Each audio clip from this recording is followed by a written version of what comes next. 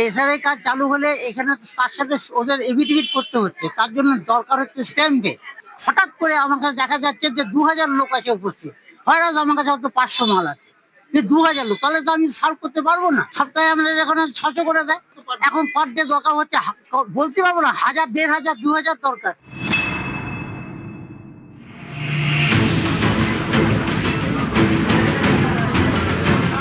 বীরভূমের রামপুরহাট কলেজ, এখানে চলছে ট্রাইব্যুনালে আবেদনের কাজ। ভোটার তালিকায় নাম তুলতে বুধবার ভোর রাত থেকে আবেদনের লম্বা লাইন, ভিড়ে ভিড়।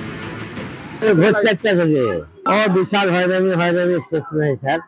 যেরকম খাওয়া নাই, দাওয়া নাই, কোর্ট এমনি টিকিট কোর্ট মনে করে নির্ধার করতেই আমাদের দিনকে নিয়ে গেছে। আমরা খাটি না লোক, আর কাজ করতে পারছি না, এসে নিয়ে বেড়ে বেড়াচ্ছি। কাজ কর্ম বাদ দিয়ে কালকে সকাল 8টা হয়ে রাত 11টা পর্যন্ত লাইনে ছিলাম। কালকে পরশু ওই ব্যাপার ধরলাম। নিউজ 18 বাংলা।